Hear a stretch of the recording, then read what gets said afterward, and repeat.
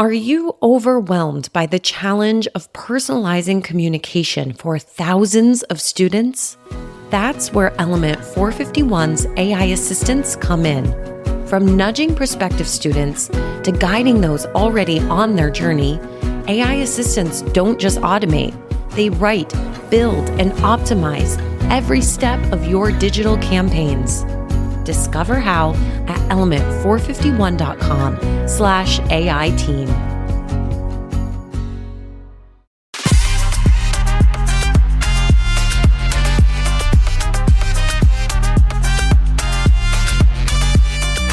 Welcome to Mastering the Next, a cutting-edge podcast that explores the future of graduate, online, and non-traditional education through the lens of AI and technology.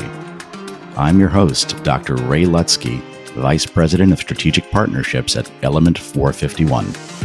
Join me for discussions with some of the thought leaders shaping the future of graduate enrollment management through technology.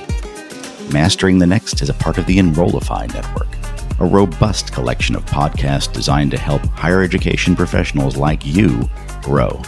Explore our other shows at enrollify.org or check out some of my personal favorites linked in the show notes below. Enrollify is made possible by Element 451, the next generation AI student engagement platform that helps institutions create meaningful and personalized interactions with students. Learn more at element451.com.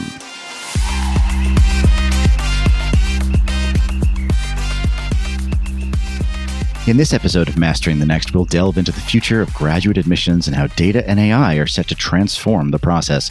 Today, I'm joined by Dean Tsantir, Executive Director of the Graduate School Admissions Office at the University of Minnesota, to discuss how these strategies are revolutionizing the way institutions select and support their students. Together, we'll explore what's next for these powerful tools in shaping the future of graduate education. Dean, my friend, so glad to have you on the podcast. You as well, Ray. Happy to join you. What's next for the role of data in shaping graduate admission strategies across the University of Minnesota? That's where I answer your question with a question, because we're trying to figure that out right now. So if you have the answers, please do tell me, and I'll pass them along to my colleagues and all of the hundreds of faculty and thousands of students and applicants we have here on campus. It's a big topic. I mean, I was just reading about ChatGPT only.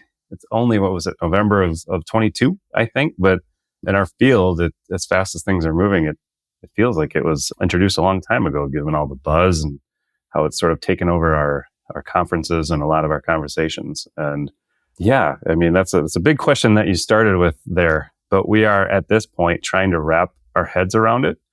And I do feel in many ways that not just in graduate education, but higher ed overall, we feel like we're sort of playing catch up and wanting to make sure that we stay legal, and we want to make sure that we're protecting our students and our applicants and understanding new technology and new tools that we're using before we venture into some of these new areas where AI could.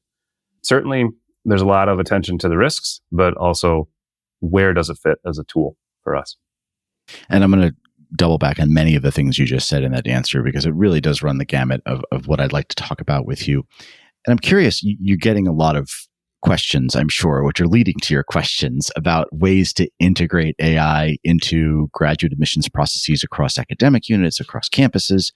What are you hearing? What are the ways that folks are asking about integrating grad admissions processes with AI? Sure. I think the one word that pops into my head is just polarizing. It's a polarizing topic. I'm honestly hearing more about it from staff and faculty than students. And when we do, one of the fun parts of my job is to speak to prospective student groups. So a lot of them would be undergrads, really anyone interested in graduate education. But we have some wonderful groups that come to campus, and they are on it. They are ready for the next step. I'm talking about McNair scholars and other types of undergrad researchers and fun groups that have wonderful questions. And we will very often have faculty in the audience. We try to have our own faculty there. They might come with faculty from their institutions. And by far, the most interesting conversations that come up are among the faculty when I bring up AI. It is now a slide in my presentation, and it's a very open slide. It's a discussion slide. Everything else is kind of guidance, tips, advice. But this is at this point, it is in a stage where we're figuring out what the heck to do with AI. And so to hear faculty in the first year where it really came up, and this was only a few years ago, and it was a question from a student, where does AI fit when I'm thinking about my statements? Can I use it? Can I not? And this was a STEM student and a STEM faculty member. I think it was from our chemistry program who said, if you use it, we're going to know. And then the student, of course, said, is that good or bad? And he said, we're going to know. We're going to know if you use it a lot. And so then that led to a good conversation. I think he was trying to lead us into a conversation of pros and cons. And some of the areas would be where he personally has said, I think it's a leveler. I think it is a tool out there. There are many of you that have resources at your disposal, or you have already used them to get into your undergrad institutions. Whereas we're pursuing, especially at the graduate level, we're very, very committed to diversity. And that runs from our humanities programs to our STEM programs all across the board. And so tools like AI, depending on how we use them, ChatGPT in this particular case, when we were talking about statements, can be a leveler. So there are those students who spend a lot of money, not just international students, but domestic as well, on agents or coaches or whatever you may call them to help them craft the perfect statement. Well, in this case, maybe AI used thoughtfully could be a leveler. And so that prompted a debate with another faculty member who the two of them spent about 15 minutes, and then I had to move on with the presentation talking about, okay, well, here are some of the cons that I see. And how can we detect this? How can we? This was just fascinating. And I wish I would have popped open a recorder to voice memo them. But it was great. And I think we should still have these conversations. And it's good to have them in front of the students, actually. But one of the things, in this particular area was, as prospective students are looking to craft this very, very important part of their application. And again, I'm just talking about statements here. AI generating fresh ideas. That's tougher for it to do. I don't know that we're there yet. And can it speak to not just state your accomplishments and things that could otherwise maybe be found on your resume or you're in your trophy case? So it's great that you have all of these accomplishments in your past and these activities in your past. And this is something only you can do as the applicant. How does that tie to the goals in the program? How does that specifically tie to your goals in the program? I have these awards, these trophies, these experiences, but this is what that means to you. And this is what we're going to do together when I get to that program. I can't wait to get started. These are my goals. So it's a tool, but in cases like that, can it really speak to your personal goals in the future? I'm not sure we're there yet. I don't know if we'll ever be there. So that's just one example, but I'll stop there. That's amazing. And I just thinking about the qualitative piece of things and knowing that you are a research person and a data junkie, is kind of switching over to the quantitative side of this and thinking about it. Obviously, data analytics have been used to inform the identification of potential graduate students and look at ways to improve application generation yield. AI is clearly coming into that realm, right, in terms of analyzing quantitative data and doing that in a way that produces actionable insights. So what do you see as maybe some of the benefits, A, of what you're doing with data, and B, about how maybe AI could enable that in the future? To be honest, I don't see it yet. And I thought we would see more by now. I don't know if you feel the same way, but as we go to our professional conferences and there's a lot of talk, and obviously there are some major changes happening in certain industries for sure. But I've been a little surprised, and I was hoping for some more tangible examples by now. And again, I know we're in the early stages here, and we're still in that, I think they call it narrow AI phase before it becomes sentient.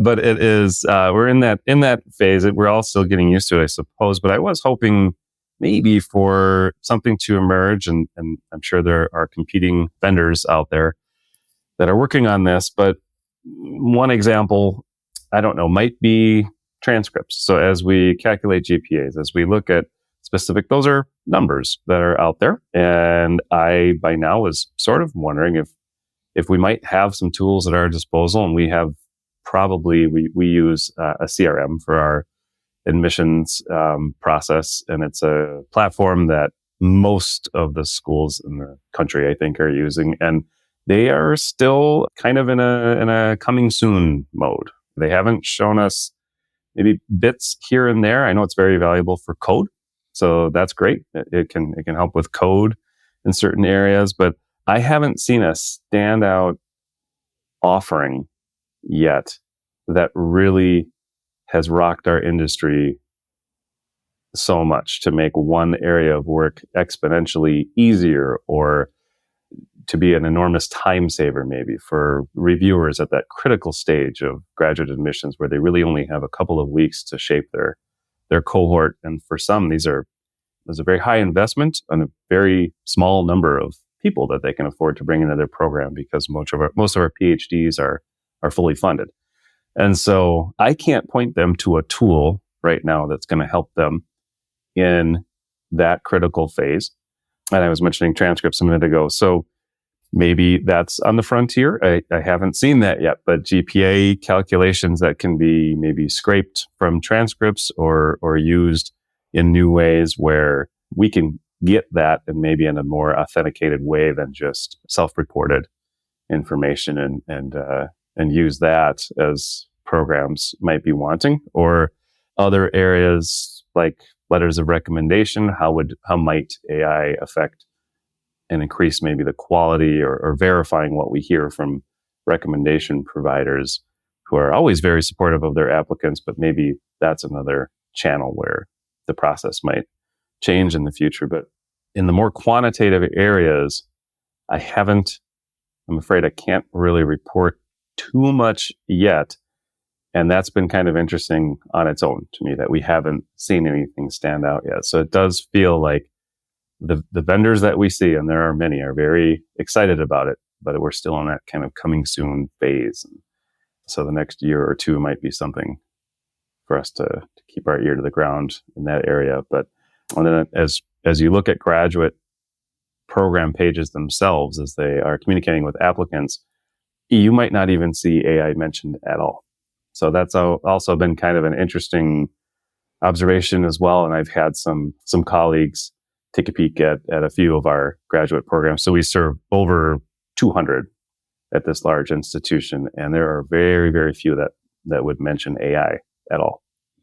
And unfortunately, it's not surprising given the landscape. And Element 451, which kindly sponsors this podcast, I should say, works in an AI-driven CRM platform to drive actionable insights for our clients. And it's a conversation, just as you said, especially around the evaluation of applications. That's sort of the next frontier. You can look at data from the CRM in a lot of different ways and crunch that data for a dashboard, or to give you some actionable insights with an AI interface. But there's a lot more growth there that you're kind of referring to that I think is coming down the pike. It does speak to something that you mentioned earlier. I'd love to just double click on. There is this increasing reliance on data in admissions, graduate and otherwise, and AI is now becoming a big part of that. At various institutions, it's being embedded in one way or another, whether it's through program pages or through outreach or serving students, engaging those students. How do you, in your opinion, think we can ensure that the human element remains central in evaluating candidates and doing the work of graduate admissions? Because that is a concern you brought up earlier, and just curious to hear your opinion. So asking how the human element is maintained, I'm hoping that this concept that I do hear over and over in the presentations, where I'm hoping for more tangible examples. One of the things I do hear many times is your job won't be replaced by AI. It will be replaced by the person who knows how to use AI. So if we flip that to just be, or approach that from a little bit more positive angle of, let's just all use AI thoughtfully, and maybe agree on, I don't know that there is a solid definition of what AI is. So I immediately in this conversation zoomed into ChatGPT and started talking about statements and transcripts. So that's a pretty narrow focus of a use of AI where you and I were using AI today, probably as we were using Siri or our phones. And I think that as AI gets normalized, some of us are using it and not even thinking about it. And maybe in those smaller incremental ways, that's actually a positive thing. And so as each bit of AI gets used, I hope it can be maybe incorporated like some of our voice recognition technology might be a good example there, because the human element there is very strong. And I think of, especially for adaptive technology, as we look to make sure that we're ADA, not just ADA compliant, but welcoming of, that's a huge part of our diversity commitment as well. And it also, it kind of calms people down a little bit when we talk about AI, or encourages them a little bit more when we think about the access that it may open up to those that didn't have it prior. So how powerful could it be to someone with a disability?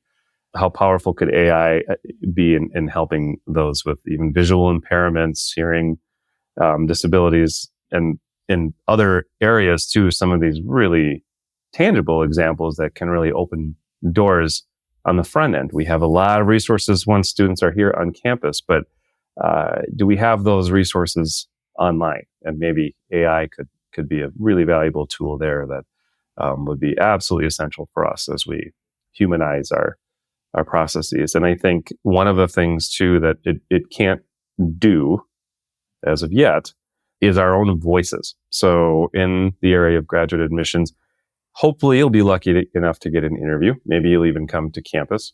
But as you're writing, your voice needs to come across. And that is the thing that faculty have said. It's been really interesting to hear faculty, particularly in STEM, but they want to hear voices. They are very interested in, because the quantitative is easier for them to assess. They want to hear stories. They want to hear stories of leadership. They want to hear your life stories, especially now that we will not be able to consider race and ethnicity as of last year with the SCOTUS decision. We are going to be looking at applicants differently. So what tools can we have to still maintain our top commitment to diversity and inclusion in our universities? And what might AI help? How might it help us in that area as well as we're reviewing applicants and as we're communicating with applicants? Hopefully it's interactive as well. Can it open up channels? And that might be another area, is can AI maybe open up and provide us opportunities to be more interactive in an application or admissions process that previously was a bit more asynchronous or static. And so that might be an area of promise as well going forward.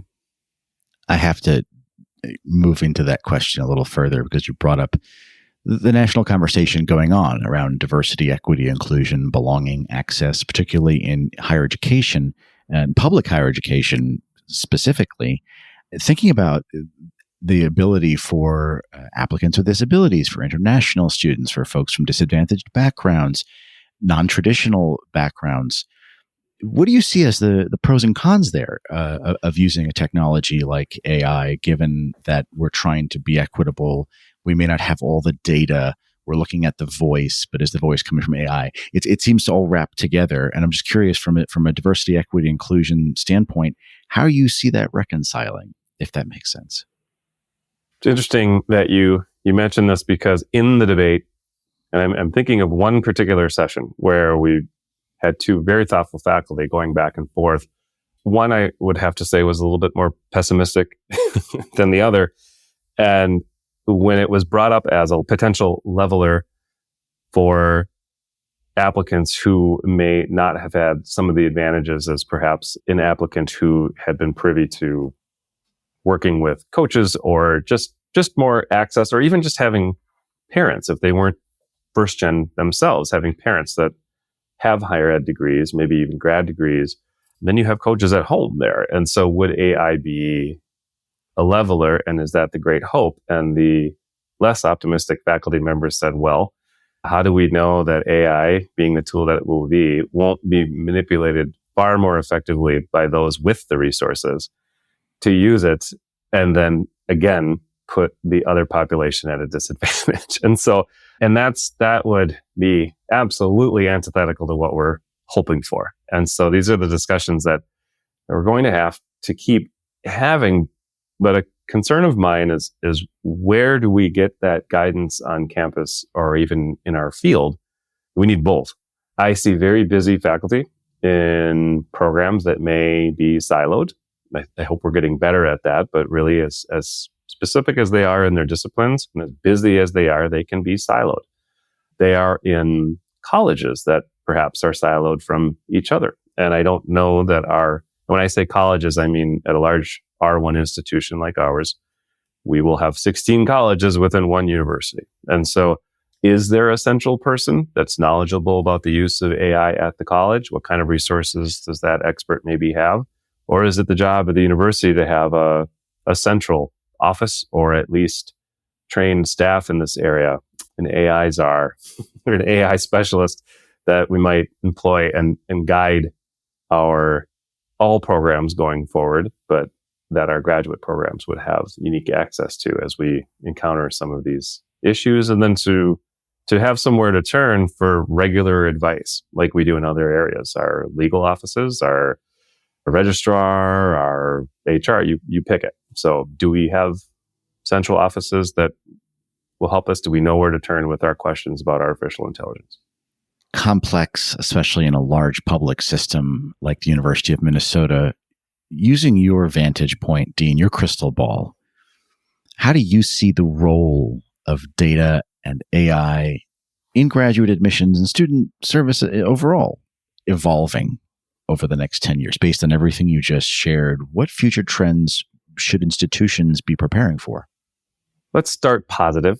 And I think the optimist in me would love to see more transparency, more historic data, more connections between applicants and maybe the rubrics that they'll be assessed by. So it's a very new phenomenon for us. And this is something that some programs have said they will never do. But overall, it's become more of a phenomenon now, to a more accepted procedure to have programs actually publish their rubrics online.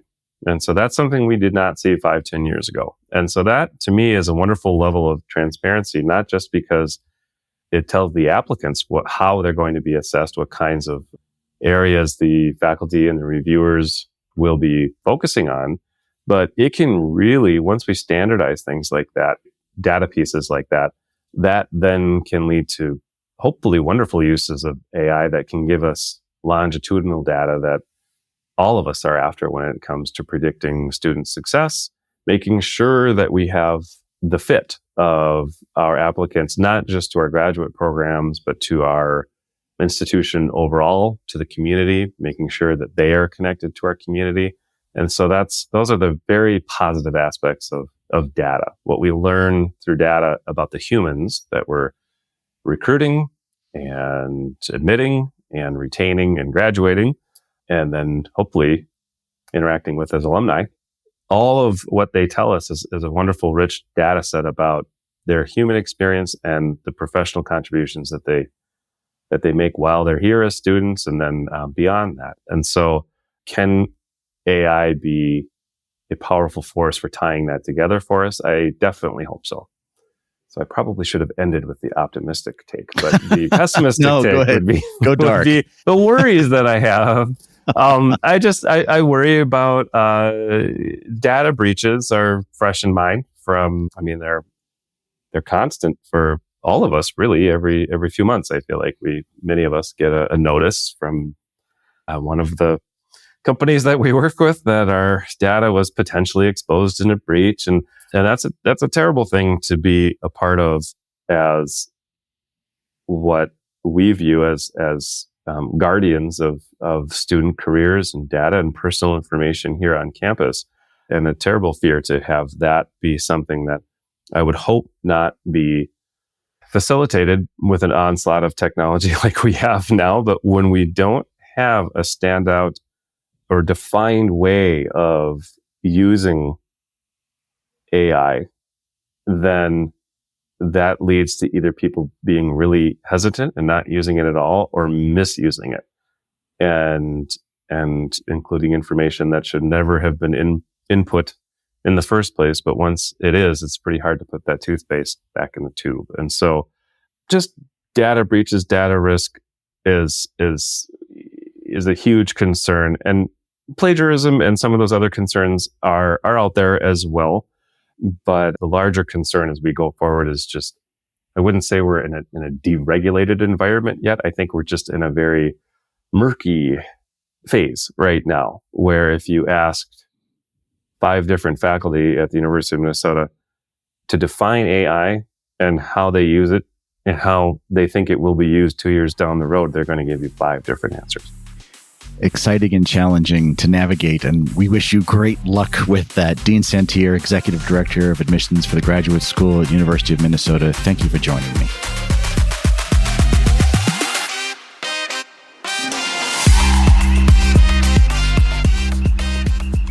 The Mastering the Next podcast is a part of the Enrollify podcast network. If you like this podcast, chances are you'll like other Enrollify shows too. Our podcast network is growing by the month, and we've got a plethora of marketing, enrollment, and higher ed technology shows that are jam-packed with stories, ideas, and frameworks, all designed to empower you to be a better higher ed professional. Our shows help higher ed marketers and admissions professionals find their next big idea, and feature a selection of the industry's best as your hosts. Learn from Artis Cadieux, J.C. Bonilla, Mallory Wilsey, Brendan Henkel, Brian Gross, and so many other of your favorite leaders in higher ed. Enrollify is made possible by Element 451, the next generation AI student engagement platform helping institutions create meaningful and personalized interactions with students. Learn more at element451.com.